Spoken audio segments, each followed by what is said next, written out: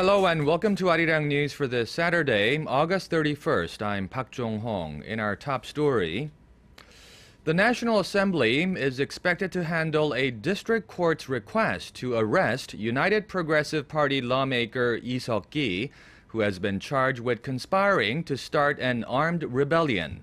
The National Intelligence Service has accused Lee and 3 other UPP members of planning to start an armed revolt in the event of a war on the Korean Peninsula.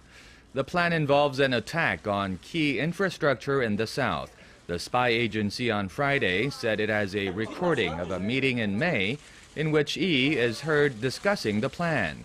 4 members of the UPP have been detained, including Lee, who has denied all of the charges.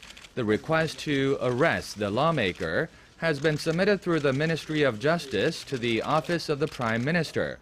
Once the request is approved by the President, it will be forwarded to the National Assembly, which will then have 72 hours to vote on it.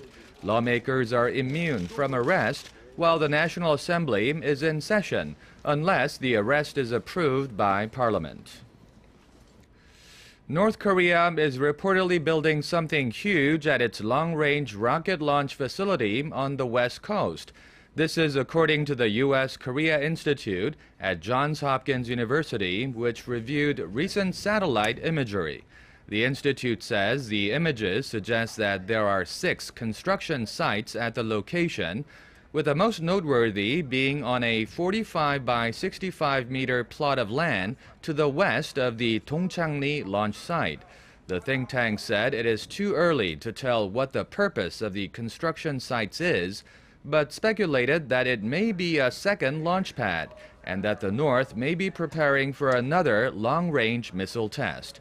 Along with the launch pad, the think tank said it has also detected a radar station nearby and parking space for a transporter erector launcher for a mobile rocket system. An attack on Syria looks to be imminent after the U.S. confirmed that the Syrian government used chemical weapons, killing hundreds.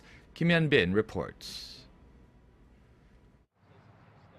The United States made it clear on Friday that it will punish the Syrian government for using chemical weapons against its people. We know rockets came only from regime-controlled areas and went only to opposition-controlled or contested neighborhoods. The statement came after the White House released a report saying that over 1,400 Syrian civilians and over 400 children were killed in an attack in Damascus on August 21st. The report was based on intercepted communications by a senior Syrian official, as well as other intelligence. U.S. President Barack Obama said the U.S. is still in the planning process for a limited, narrow military response that will not involve boots on the ground. We are looking at the possibility of a limited, narrow act that would help make sure that not only Syria, but others around the world understand that the international community cares about maintaining this chemical weapons ban and norm. The Syrian government has repeatedly denied using chemical weapons and said the U.S. accusations represented a desperate attempt to justify a military strike. France on Friday affirmed its support for a military response to punish Syria, while the British Parliament voted not to take part in the action, leaving Washington to conduct the attack without one of its closest allies. Meanwhile, a UN inspection team left Damascus after collecting samples and evidence from the August 21st attack, and the final results are due in 2 weeks. Kim Hyun-bin, Arirang News. In Japan, recent projections suggest the country's fiscal 2014 budget could top 100 trillion yen, or about $1 trillion US, making it the largest budget in the country's history. Sources say budget requests from government ministries and agencies alone total more than 99 trillion yen. The Defense Ministry said it is seeking 4.8 trillion yen, or almost $49 billion, in budget appropriations, an increase of 3%, which is the highest in 22 years.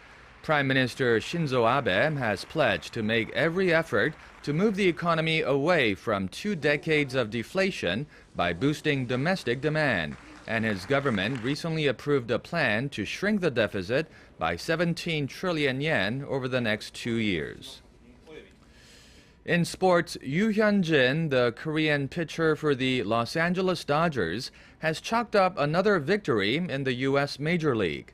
Yoo started for the Dodgers against the San Diego Padres on Friday and pitched into the 7th inning, allowing only 1 run on 8 hits in the Dodgers' 9-2 victory over the Padres. Ryu walked 1 and struck out 6 batters.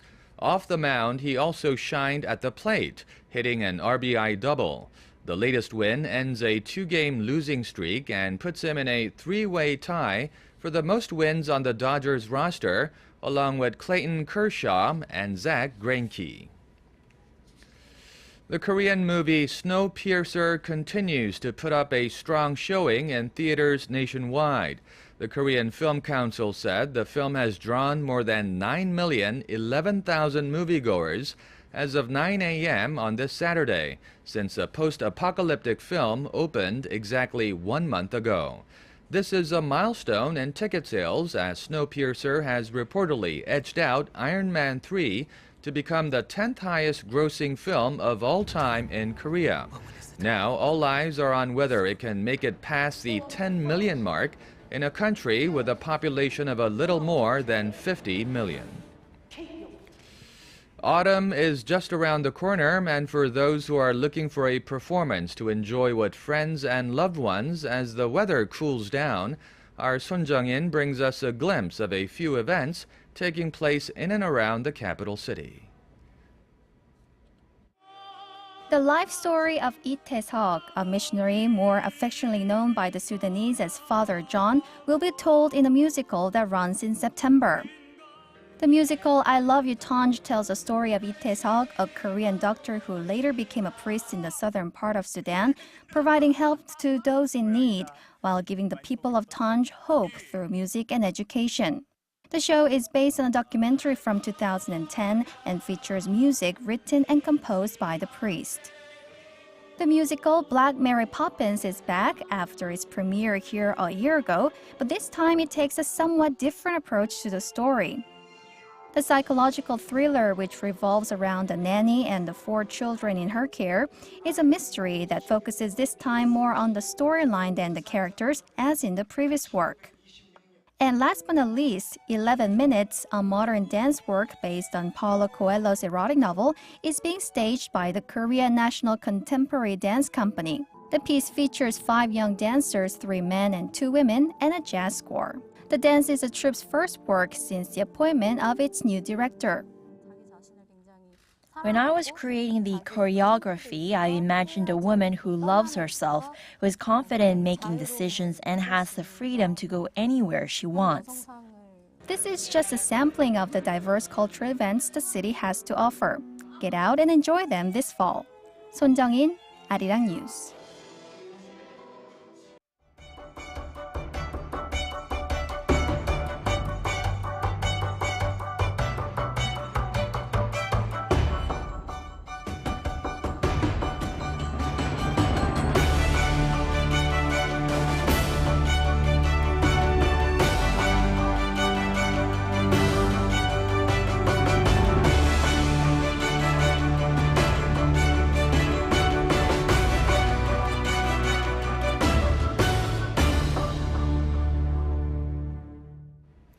Well, every great journey begins with a first step, and for the Gyeongju World Culture Expo, that first step came in 1998 during the height of the Asian financial crisis. Our Kim Ji-yeon takes us back to the beginning and explains how the expo has matured ever since.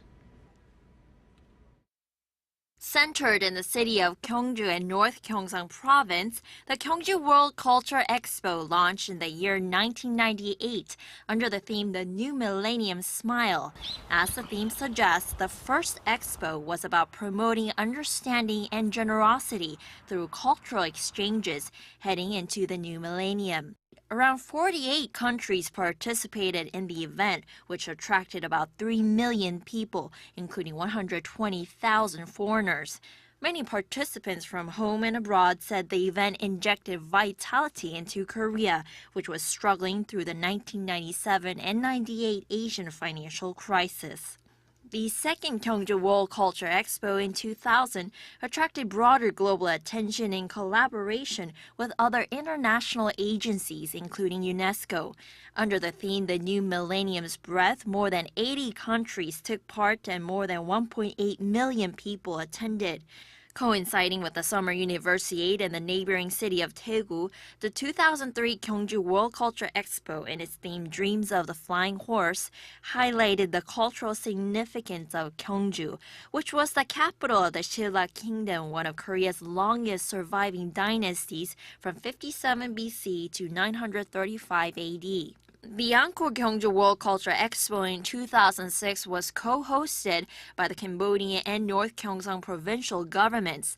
Under the theme Ancient Future, the Myths of the Orient, the event was held in the city of Angkor, a popular destination for millions of tourists every year. The collaboration of the two governments was the first of its kind for such a cultural event. The 2007 Gyeongju World Culture Expo was under the theme Millennium Light, Millennium Window and attracted more than 1.4 million people. Under the theme The Story of Millennium Love, Light and Nature, the 2011 Gyeongju World Culture Expo featured various performances and multimedia shows ranging from b-boy sequences to a parade. It also put the life and accomplishments of Silla Kingdom's first female ruler, Queen Seondok, on display. Which brings us to the present day and the 2013 Gyeongju World Culture Expo, which runs through September 22nd. Kim Ji-yeon, Arirang News. And lastly, turning to the weather outlook, the country can expect it to feel like fall tomorrow on Sunday in the morning and evening, but that won't be the case in the afternoon. The gap in temperatures from the morning to the afternoon and again in the evening will be around 10 degrees Celsius, and people are advised to take care not to catch cold. Here's the weather near you and elsewhere around the globe.